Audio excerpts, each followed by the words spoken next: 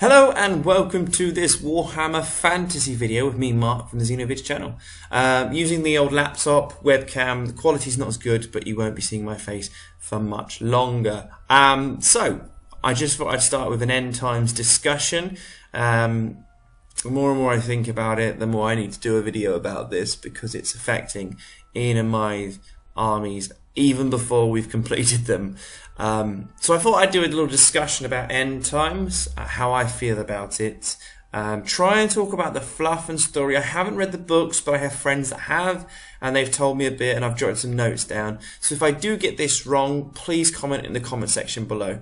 So what I am going to talk about is the fluff, the models that have come out kind of recently, and also how it's going to affect me and Ian.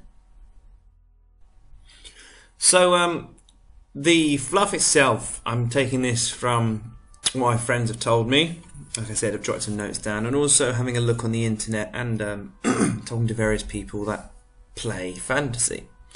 I'm just going to go over a little kind of overview that they got on Wikipedia when you type in End Times Fantasy Story. So Nagash provides the Undead Legion a combination of vampire counts and tomb kings, plus some unique options and mechanics that harkens back to older editions before the two undead forces were split up in the first place. Well, that's cool. Undead together. To me, though, I prefer the vampire counts models. I don't really like the tomb kings things. So, and I hear they're phasing a lot of that out because they don't sell a lot of Tomb King stuff, and I don't know really any Tomb Kings player out there. I haven't seen a lot of battle reports with Tomb Kings either on the fantasy channels. So these merging is okay by me, and I like this. Glotkin, I think the Chaos one. Give us the Legions of Chaos. Another edition throwback that merges Warriors of Chaos, Chaos Demons and Beastmen into a singular force. Kane, similar thing, merging into one army, the host of the Eternity King, and the Eternity King is Malekith. Then Thanquoy, not a huge amount of army stuff, but Skaven get a load of new stuff, and there's a new dwarf special character, Ungrim Iron Fist. The fifth unofficial book is Archon. That's not out yet, but Chaos seem to be getting a bit of a buff with this. And October 22nd, 2014, Games Workshop officially made End Times Nagash a part of the Warhammer Fantasy, and the whole 50% Lords is now a thing. As I take a drink. What is this going to do for the game? Well, you can look at it in one of two things, the 50% Lords. You can look at it as Hero Hammer, where I believe in the past editions you can make these Lords and Heroes like super buff, and you can have the number of combat Lords in a big block and have it as a Death Star unit. Or you can see it as Games Workshop wants you to buy their models, and you're more likely to buy the models if you can play the games. Now, if it costs you hundreds, almost thousands in some cases, for a grand army of 3,000 points, and you've got a Nagash model which I think is 1,000 points, meaning that you've got a third of your army there, or even if you do a 2,500 point game, you have a 1,000 point model. That means you can pretty much get a few other boxes and you're ready to go. And I think that's the thinking behind Games Workshop. And if that's the case, I'm hoping that they give these big models to all races, because Skaven have some big models out now, and Nagash is a big model out. It's rumoured Archon's going to have a big model out. I'd just like maybe an updated Malekith. That would be nice, being an elf player. So I'm going to discuss now, I've got 7 things I want to talk about in more detail, and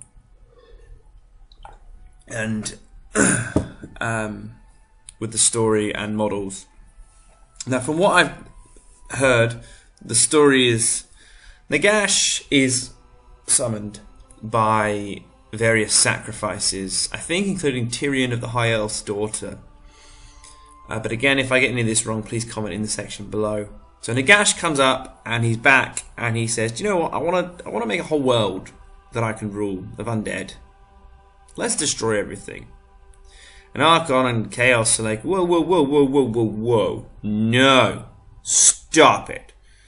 Because the Chaos Gods, as far as I'm aware of, feed off of human emotions and stuff like that. So if there are any dead zombies and skeletons, they'll die. They can't survive. So Archon's not too happy about this. The elves have another civil war. Malekith finds out that he is actually the rightful king of the High Elves, and there was various corrupt things that prevented him from becoming the king, and he wasn't meant to be burned alive in the ritual, and has gone back to the elves and told them, "Look, mates, I am king." And half of them have gone, yes, you actually are. Tyrion has got a bit insane. Unfortunately, I really liked Tyrion, but it seemed he went a bit, as Wikipedia states, emo, and couldn't accept Malekith as king, and losing his daughter, and he just lost his mind and became the Avatar of Cain, and went on a massive slaughter fest. Big civil war happens on the island of Ulthran. The vortex is keeping it afloat, seem to be dispersing. Malekith takes most of the elves away, and the ones that are loyal to Tyrion stay, and they are drowned. Kind of like Atlantis, this ancient, seemingly advanced civilization for the rest of the world, is now underwater. Malekith, the Eternity King, goes to the Wood Elves, becomes the Eternity King, merging the Dark Elves, High Elves, and Wood Elves. Now, I'll talk a little bit more about my opinions on this and about the merging, but I'm not 100% happy. Story-wise, it sounds good. Model-wise, maybe not so. So Skaven have become a little bit more powerful. They've got a few more extra bits, and they're really hammering the Lizardmen. And in the Lizardmen area, a new skink has spawned. It's a white skink, and if you know the Lizardmen lore, an albino white spawning means something good. However, it's been spawned because of something bad.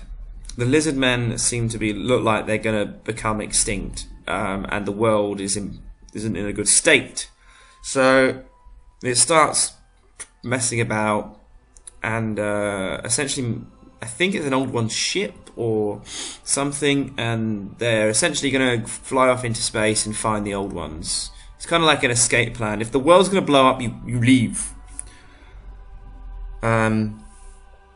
So that's going to affect Ian, since he's collecting a Lizardmen army.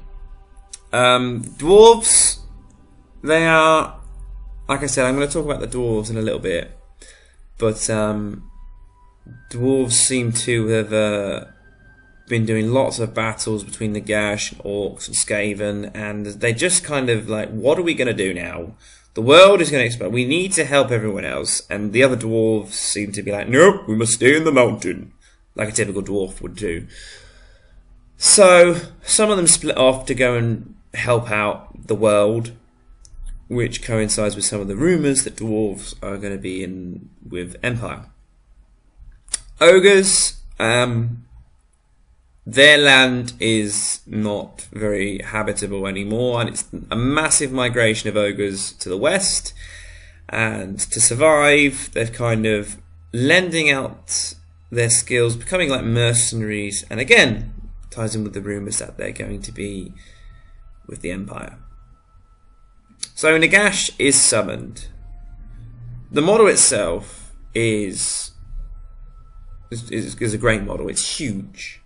It's beautiful, and if I had the money, I'd get one. I do like its rules. I have heard that it isn't completely broken because cannons can hurt it a lot. Magic-wise, it's very, very offensive,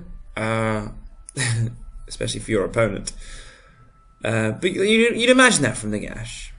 And like I said, I'd like to see all armies get one big figure, and they all do different things. So Nagash is this summoning dark necromancer.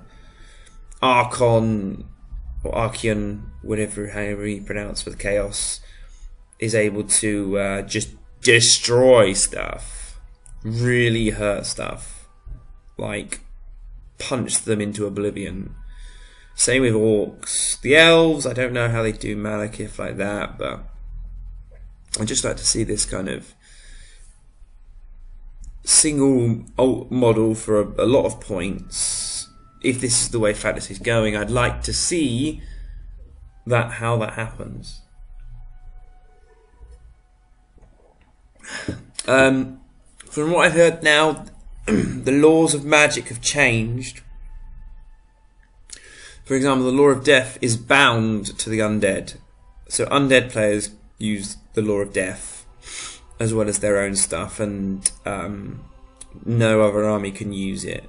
And I hear like fire is bound to something else, and which is an interesting idea. I don't know if this will actually happen, but so the idea is each race has a law of magic of their own, and each race has one or two of the laws of magic like fire, metal, and all that. I don't know, I mean, some armies are bound by a few, and some armies can choose what they want. So it'd be very interesting to see if this is going to actually transpire into anything. Chaos merging. The beasts, the chaos, and the demons merging as one. I actually really like this idea, and I think it kind of makes sense. These chaos creatures that are bound to the dark gods, men, beasts, and demon. It's kind of a cool concept, and I really like the fact that you can just go crazy with chaos now. You can have all these different things in the one army, and it will look stunning, and it makes sense to me fluff-wise. Now, elves merging is a different matter to me. The story sounds great. The last of the elves uniting. I mean, my Warhammer 40k Eldar army, I've painted it so it's each aspect are in the traditional colours, and the fluff is in my army. The last of the Eldar are combined, and it's all the different like Biotan, Samhain, Iandan, Aelatic, and it's all just combined into one huge army. Now, what I have a problem with is with the Warhammer Fantasy Elves is it's very different to the 40k Eldar. The 40k Eldar is one force. The Warhammer Fantasy Elves are all extremely different models. The Dark Elves are based on pirates. The High Elves are like Roman, Ancient Greek elements of that. And the Wood Elves are kind of Celtic Wood Elves. Now, combined, does that look good on the battlefield? I don't think it does. So unless Games Workshop are going to change it up slightly and introduce new things, I don't know if I'd like to do that. I don't think a group of Wood Elf archers next to White Lions, next to Dark Elf witches looks right. I mean, the colour schemes itself, the traditional colour schemes of the greens and the browns for the Wood Elves, the whites and the blues for the High Elves, and the dark purples and the dark colours for the Dark Elves, it doesn't make sense. Not at all. Aesthetically, it doesn't make sense. But they've all merged together. They live in the woods, which I'm okay with. And they like to annoy Bretonnia. The Dark Elves are kind of like, I want to kill, are able to scout Bretonnia and hurt them a little bit. The Beastmen in the wood that was in the woods are now dead due to the elves not liking their presence, which is understandable. So it would be kind of like in The Hobbit. It would be all the elves going to the Wood Elves realm, but each of them looking different. Skaven taking out lizardmen. I can understand this, but it's not going to be good for Ian. So let's talk about Ian and my armies. So we said autumn last year we were going to work on fantasy in 2015. May was the rumoured time it's coming out. I think it's still May. Ian has 3,000 points, minimum 3,000 points of dwarves. He really liked lizardmen, and he's probably got 500 points of lizardmen. I've always liked high elves. I've kind of liked vampire counts, and I think ogres are kind of quirky, the fact that they're just these lumbering beasts. So I couldn't decide between the three, so I started to dabble in all three. Now dwarves in the end time has some special characters and things such as Thorok Ironbrow, who is a hero who overcharges Anvil, turning it into a nuke, resulting in a massive destruction of undead forces of Nagash in all strongholds of the dwarves. And Ungrim Iron Fist, who's another person, has the wind of fire bound to him and becomes the incarnate of fire. Excuse my pronunciation. Thorgrim, the Bro Tyre, High King of the Dwarves, says they should help the world, but most of the other dwarf lords dismiss this idea and they bicker amongst themselves. The Slayers, however, take the route where they go off and help the world, which ties in with the rumours Empire will get dwarf Slayers, a couple of dwarf units, as well as ogres. There's not a lot of attention on the dwarves that I've seen or heard in the end times, and it's suggested that the dwarves maybe are going to stick in their strongholds and not be a superpower, which is really going to annoy Ian because that's his favourite army. Lizardmen, he likes lizards on dinosaurs, like a Jurassic Park kind of army, and lizardmen are leaving. I'm guessing that there wasn't a lot of lizardmen players there either for Games Workshop, so that's the reason they're doing it, but I don't know. I just don't understand. I thought the lizardmen were quite a good concept. The models are quite good. But if they're leaving, that would suggest Games Workshop want to phase them out. I've spoken a lot about the elves, and you know my opinion on the elves. Vampire counts, I think, are great. I don't think vampire counts and Egyptians work together. It's like a medieval Gothic meets ancient Egyptian. That's not a good collaboration. And ogres are now merged into the Empire, essentially. So that's kind of what I've heard about the Warhammer Fantasy End Times. Tell me your opinions about Warhammer, the changes that have been rumoured, and how it will affect your army. I've been Mark from the Xenovis channel. Please like, comment, share and subscribe, and I will see you on our next video.